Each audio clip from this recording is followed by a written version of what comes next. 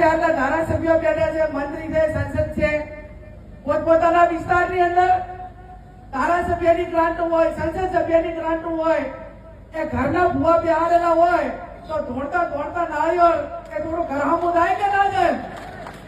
આજે હું સંસદ સભ્ય છું તો બનાસકાંઠાની અંદર વધારે ના કરી તો મને 5 કરોડ ફંડ મળે છે તો એમાં વરે 1 કરોડ રૂપિયા તો સમાજના શિક્ષણમાં આપી દઉં કે ના આપી દઉં? તો કમસે કમ 5 વર્ષે તો 5 કરોડ રૂપિયાની તો સમાજને મદદ થાય કે ના થાય?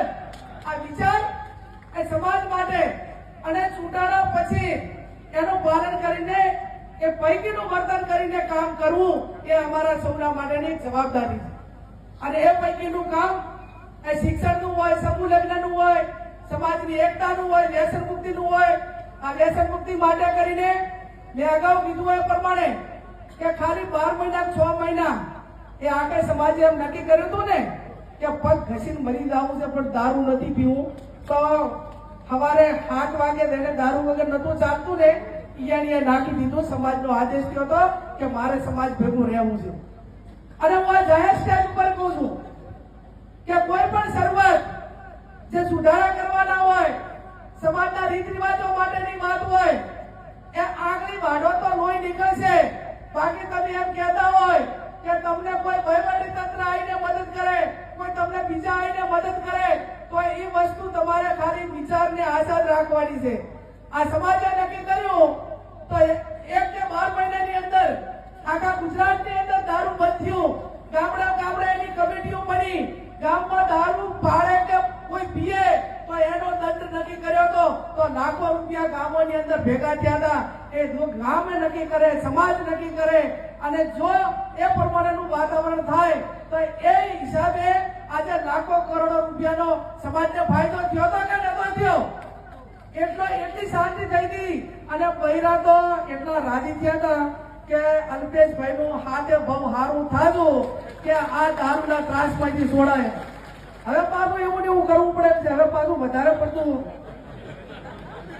અત્યારે મારું બેટું હોનું સાથી મોઘું એટલું થયું એની હાથે મારે કોઈ વહીવટી તંત્રની વાત નથી કરવી, પણ જ્યાં સુધી તમે કોઈ પણ વસ્તુ કુરિવાજો હોય, વ્યસન હોય કે કોઈ પણ પ્રકાર હોય, મેં અગાઉ કીધું એમ કે જાતે મનથી નક્કી કરવું પડશે, સમાજે નક્કી કરવું પડશે, આગેવાનોએ નક્કી કરવું પડશે. શું તમને પોલીસ આવીને એમ કહે છે કે તમે દારૂ બંધ કરો?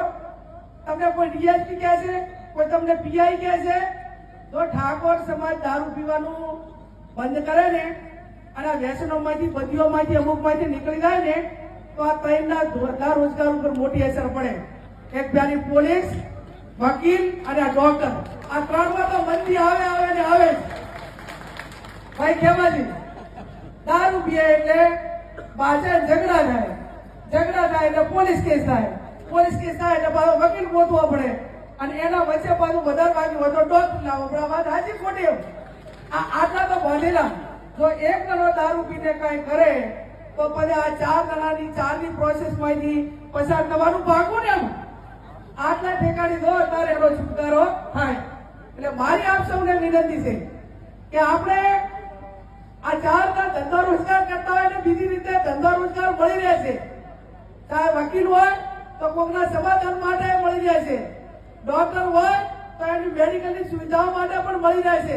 પણ આ રીતે વર્ગ વિગ્રહ કરીને, સમાજમાં વેરવિખેર કરીને આ પ્રમાણેનું થતું હોય ત્યારે એને રોકવા માટેની જવાબદારી છે. આજે ઘણા આગેવાનોએ મને સાહેબ કીધું કે સમાજના બંધારણ માટેની જરૂર છે. એનું પાછું રિપ્લાય ન કરીએ એટલે આપ સૌને નવા વર્ષની શુભેચ્છાઓ પાઠવું છું. જગદંબા સદારામ બાપુના ચરણોમાં પ્રાર્થના કરું કે આપ સૌનું નવું વર્ષ સુખમય, સમૃદ્ધિમય અને જે ક્ષેત્રમાં છો એ ક્ષેત્રમાં ઉત્તર પ્રગતિ કરવા માટેની માં જગદંબા આપ સૌને શક્તિ આપે એવી સદારામ બાપુના ચરણોમાં આપ સૌના વતી પ્રાર્થના કરું છું. અહીંયા કેસાજીએ કીધું, સૌને ટકોર કરી કે દખાઈ નથી આવી છે. આજે નવા વર્ષમાં આવી છે, દખ કાઢી નાખ્યું છે. બધે એક મંચ ઉપર આવીને તમને બધાને સંદેશો લાવવામાં બધા એક સાથે તમારી તૈયારી છે ને? સમાજનો કોઈ આગેવાન મંત્રી બને તો સ્વાગત કરવા લાવવું એ ગુનો.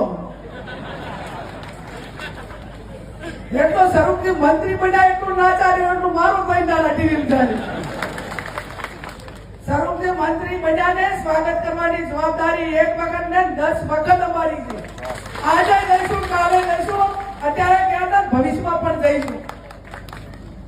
જ્યાં સમાજના માણસને સરકાર તરફથી કે જ્યાં પ્રોત્સાહન મળતું હોય, જેને સમાજ માટે કંઈક નવી દિશા માટે આશાનું કિરણ હોય, ત્યાં કોઈ પણ પક્ષાપક્ષીને બાદ રહીને આ ચૂંટણી હશે એટલે વિચારધારા પ્રમાણે જેને જે પ્રચાર કરવા હોય કે પોતપોતાના પક્ષોની વિચારધારા પ્રમાણે મુબારક છે. પણ જ્યારે ચૂંટણીઓ ના હોય ત્યારે જ્યાં પણ આગળ વધતા હોય એને બિરદાવવા માટેની જવાબદારી આગેવાનોની ને સમાજની બધાની. અને એમાં હું તો અલગ છું. આ છે મોર આનંદ.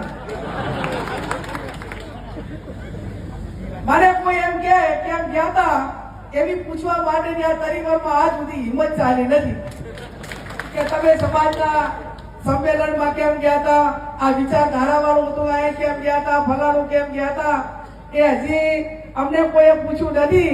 એટલા માટે કરીને એટલો ભગવાનનો આભાર માનીએ કે હજી આ 30 વર્ષ સુધી એક સ્વતંત્ર છે એ વાતનો પણ ખૂબ રાજીપો છે કે સમાજ માટે જયારે કઈ કરવાનું થતું હોય ત્યારે કોઈને પણ પૂછ્યા વગર કે મારી પોતાની સમાજ તરીકે જવાબદારી શું થાય છે, ચાહે સમાજની રાજકીય વાત હોય, સમાજના શિક્ષણ માટેની વાત હોય કે સમાજની બેન દીકરીની સુરક્ષા માટેની વાત હોય, તો કમસે કમ એ ગેરીબેન ઠાકોર પોતે અને બીજાને ભલામણ કરીને કેટલી મદદ કરી કે છે એ પોતે કરવા માટેની વ્યક્તિગત રીતે હર હંમેશા આઝાદી રાખી છે.